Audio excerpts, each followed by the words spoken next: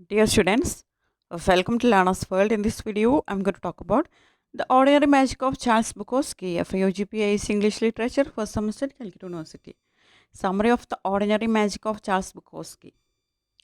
Henry Charles Bukowski, August 16, 1922, March 9, 1994, was a German-American poet, novelist and short story writer whose raw, unfiltered portrayal of American law life earned him both criticism and cult admiration. Henry Charles Bukowski German American പോയിറ്റാണ്, നോവലിസ്റ്റാണ്, short story റൈറ്ററാണ്. അദ്ദേഹത്തിൻ്റെ താഴ്ന്ന നിലയിലുള്ള American ജീവിതം അദ്ദേഹത്തിന് ഒരേ സമയം പ്രശസ്തിയും കൊണ്ടുവന്നിട്ടുണ്ട്, അതേസമയം വിമർശനവും ഒക്കെ നേരിടേണ്ടതായിട്ട് വന്നിട്ടുണ്ട്.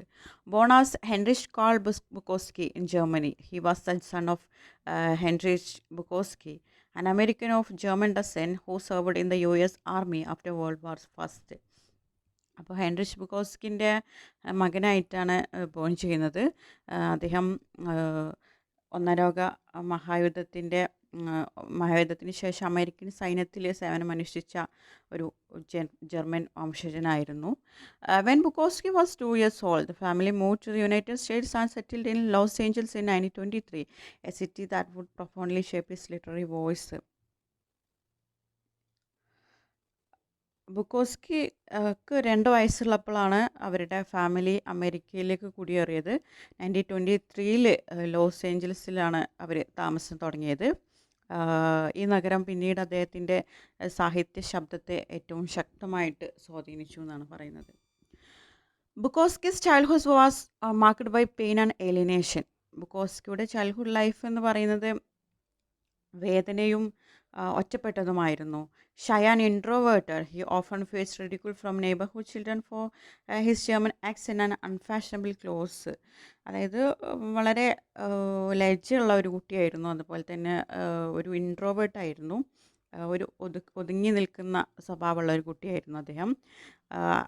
അതുപോലെ തന്നെ തൻ്റെ ജർമ്മൻ ഉച്ചാരണത്തെക്കുറിച്ചും വസ്ത്രധാരണത്തെക്കുറിച്ചൊക്കെ ആ ഒരു നെയ്ബർഹുഡിലുള്ള കുട്ടികൾ പരിഹസിക്കുമായിരുന്നു.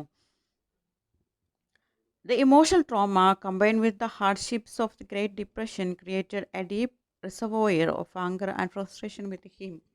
അപ്പോൾ അദ്ദേഹത്തിന് ഒരുപാട് പരിഹാസം ഒക്കെ അദ്ദേഹത്തിന് ഏൽക്കേണ്ടതായിട്ട് വന്നിട്ടുണ്ട്.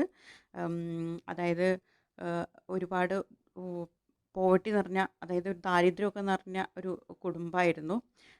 അതുകൊണ്ട് തന്നെ അദ്ദേഹത്തിന് പുറമേ നിന്നുള്ള പരിഹാസമൊക്കെ കൂടെ ആയിട്ട് അദ്ദേഹത്തിൻ്റെ ഉള്ളിൽ ദേഷ്യവും നിരാശയൊക്കെ നിറഞ്ഞിട്ടുണ്ടായിരുന്നു എന്നാണ് പറയുന്നത്. These early wounds later crystallized into gritty and sentimental style of which he became famous, providing what he called a new voice for his writing. അപ്പോൾ ഈ അനുഭവങ്ങളാണ് അദ്ദേഹത്തിൻ്റെ ഫാമിലിയിൽ നിന്നുള്ള ആ ഒരു പോവർട്ടി മൂലമുണ്ടാകുന്ന ഒരു ബുദ്ധിമുട്ടുകൾ, തൻ്റെ ഇൻട്രോവേർട്ടായിട്ടുള്ള ഷൈ ആയിട്ടുള്ള സ്വഭാവം മൂലം നെയ്ബർഹുഡിൽ നിന്നൊക്കെ കുട്ടികളൊക്കെ പരിഹസിക്കും. ആ ഒരു ട്രോമ ഒക്കെ അദ്ദേഹത്തിൻ്റെ ഈ ഒരു അനുഭവങ്ങളൊക്കെയാണ് പിന്നീട് അദ്ദേഹത്തിൻ്റെ എഴുത്തിനെ രൂപപ്പെടുത്തിയത് എന്നാണ് പറയുന്നത്.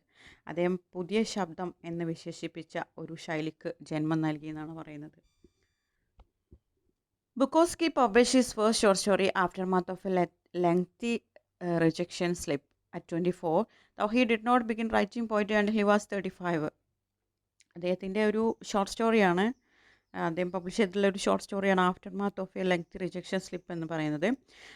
24 ഏജിൽ, അറ്റ് ദ ഏജ് ഓഫ് 24 ഇത് പബ്ലിഷ് ചെയ്യുന്നത്. കവിത എഴുതാൻ തുടങ്ങിയത് 35 വയസ്സിലാണ് അദ്ദേഹം കവിത എഴുതാൻ തുടങ്ങിയത്. അതായത് ഒരു എഴുത്തുകാരനാകുന്നതിന് മുമ്പ് അദ്ദേഹം ഒരുപാട് ജോലികളൊക്കെ ചെയ്തിട്ടുണ്ട്. Before embracing writing full time he worked various odd jobs, the most notable being his long stint as A letter filling clerk in the US post office. അദ്ദേഹം കവിത എഴുതുന്നതിന് മുമ്പ് ഒരുപാട് ജോലികൾ ചെയ്തിട്ടുണ്ട്. അതിലൊരു ഏറ്റവും ദൈർഘ്യമേറിയ ഒരു ജോലിയായിരുന്നു അമേരിക്കൻ തപാൽ ഓഫീസിലെ ലെറ്റർ ഫില്ലിംഗ് ക്ലർക്ക് എന്ന് പറഞ്ഞിട്ടുള്ള ഒരു സ്ഥാനം. His breakthrough came in 1969 when Black Sparrow Press offered him financial support to focus exclusively on writing. 1969 black sparrow press ഒരു സാമ്പത്തിക പിന്തുണ അദ്ദേഹത്തിന് നൽകുന്നത്. എഴുത്തുകളിൽ ഫോക്കസ് ചെയ്യാൻ വേണ്ടിയിട്ട്. From the 1940s to the early 1990s he produced an astonishing body of work, thousands of poems, hundreds of short stories and 6 novels.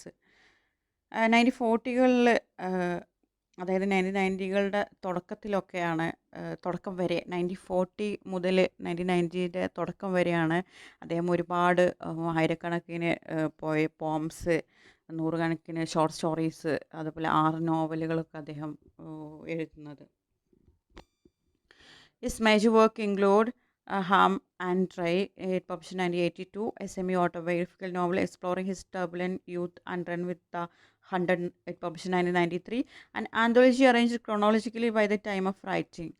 അദ്ദേഹത്തിൻ്റെ പ്രധാന കൃതികളിലുള്ളതാണ് ham and try, it publish 1982, run with 100 1993. ഇതൊക്കെ important ആയിട്ടുള്ള works ആണ്.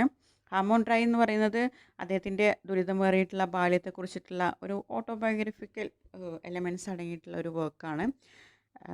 Then run with 100 എന്ന് പറയുന്ന poems ഒക്കെ അദ്ദേഹത്തിൻ്റെ ഒരു കളക്ഷനാണ്. Bukowski frequently adopted the person of Henry Chinaski, a literary alter ego who embodied his personal struggles, cynicism, and experiences with alcohol, poverty, and isolation. ബുക്കോസ്കിയുടെ എഴുത്തിൽ Henry ചിനാസ്കി എന്ന പാതിരൂപം ആവർത്തിച്ച് പ്രത്യക്ഷപ്പെടുന്നതായിട്ട് നമുക്ക് കാണാൻ കഴിയും. അദ്ദേഹത്തിൻ്റെ സ്വന്തം ജീവിതത്തിലെ ദാരിദ്ര്യം, മദ്യപാനം, ഒറ്റപ്പെട്ട നില, മനുഷ്യരെക്കുറിച്ചുള്ള അവഗണന എന്നിവ പ്രതിഫലിപ്പിക്കുന്ന ഒരു കഥാപാത്രമാണ് ഹെൻറി ചിനാസ്കി എന്ന് പറയുന്നത്. His writing style is characterized by direct, unornamented language, themes of violence, desperation, and survival, and a deep fascination with society's marginalized individuals. പിന്നീട് അദ്ദേഹത്തിൻ്റെ എഴുത്തുകളിലുള്ള ലാംഗ്വേജ് എന്ന് പറയുന്നത്, അദ്ദേഹത്തിൻ്റെ റൈറ്റിംഗ് സ്റ്റൈല്, എഴുത്തിൻ്റെ ആ ഒരു രീതി എന്ന് പറയുന്നത് അലങ്കാരമില്ലാത്തതാണെന്നാണ് പറയുന്നത്. ഡിറക്റ്റാണ്, അൺഓർണമെൻ്റൽ ലാംഗ്വേജാണ്. അതായത് ഭാഷയിൽ അലങ്കാരമില്ലാത്ത ഭാഷയാണ് അദ്ദേഹം ഉപയോഗിച്ചിട്ടുള്ളത്. അതുപോലെ നിരാശ, തെരുവ് ജീവിതം, താഴ്ന്ന വർഗത്തിൻ്റെ പോരാട്ടങ്ങൾ എന്നൊക്കെ അതിൻ്റെ പ്രധാന വിഷയങ്ങളായിട്ട് വരുന്നുണ്ട് എന്നാണ് പറയുന്നത്. Despite his harsh outlook, he often infused humor and dark wit into his narrative. അദ്ദേഹം കഠിനതയുടെ നടുവിൽ അദ്ദേഹം ഇരുണ്ട ഹാസ്യവും വേദനയിൽ നിന്നുള്ള ജ്ഞാനമൊക്കെ അദ്ദേഹത്തിൻ്റെ നാരേറ്റീവ്സിൽ നമുക്ക് കാണാൻ കഴിയും. Bukowski married Barbara Fry in 1955 but divorced 3 years later. 1955 അദ്ദേഹം ബാർബറ ഫ്രൈനെ വിവാഹം ചെയ്തത്. പക്ഷേ അത് പിന്നീട് ഡിവോഴ്സിലേക്ക് മാറിയിട്ടുണ്ട്. He avoided mainstream celebrity culture, believing it would cheapen his identity and turn him into a clown. Nonetheless, by the 1980s, he gained significant recognition. Time magazine labeled him to the laureate of American law life. അദ്ദേഹം ഈ ഒരു ഡിവോഴ്സിനൊക്കെ ശേഷം പ്രശസ്തി ഒക്കെ നേടിയിട്ടും celebrity വേദികൾക്കൊന്നും പോകുന്നത് അദ്ദേഹം ഒഴിവാക്കിയിട്ടുണ്ടായിരുന്നു. അദ്ദേഹം പറയുന്നത് അത് തൻ്റെ ആത്മാവ് നഷ്ടപ്പെടുത്തുന്ന ഒന്നാണ്, അതുകൊണ്ടാണ് അത് ഉപേക്ഷിച്ചത് എന്നുള്ളതാണ്. 1986 ടൈം മാഗസിനിൽ അദ്ദേഹത്തെ അമേരിക്കൻ താഴ്ന്ന ജീവിതത്തിൻ്റെ കവി എന്ന് വിളിച്ചു. He died of leukemia at 73, leaving behind a rich legacy and devoted following. അദ്ദേഹം 73-ാം വയസ്സിലാണ് ലുക്കീമിയ ബാധിച്ച് മരണപ്പെടുന്നത്. ആ സമയത്തും അദ്ദേഹം സംസ്കാര പ്രതിച്ഛായ ആയിട്ട് മാറിയിട്ടുണ്ടായിരുന്നു എന്നാണ് പറയുന്നത്. The BBC documentary The Ordinary Magic of Charles Bukowski, published in 1995, further explores his life through interviews with figures like Sean Penn, Barbet Schroeder, and Vanessa Engel, capturing the raw realism and uncompromising energy that define his work and persona.